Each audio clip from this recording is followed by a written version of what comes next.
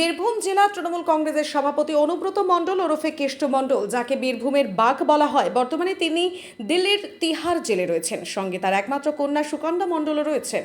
তাই তাদের দ্রুত জেল মুক্তির জন্য শুক্রবার জুম্মার নামাজের পর পাথর চাপুরিতে দাতা বাবার মাজারে চাদর জড়িয়ে মানত করলেন দুবরাজপুরের হেতমপুর কৃষ্ণচন্দ্র কলেজে তৃণমূল ছাত্র পরিষদের সভাপতি রকিবুল খান সহ অন্যান্য তৃণমূল কংগ্রেসের কর্মীরা। পাশাপাশি নানুরের কয়েকজন তৃণমূল কর্মীও হাজির ছিলেন।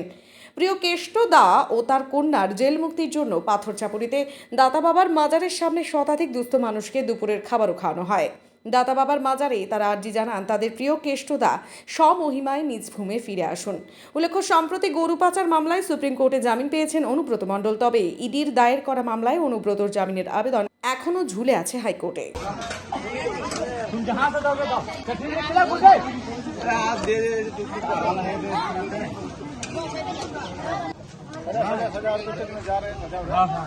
तो प्लेट आन के तो तुमको बड़ा प्लेट दो दाल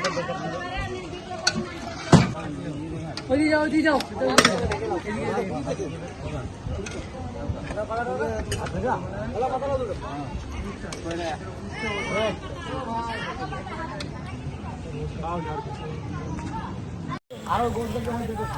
लेगी इसके धरे जा लगे जाए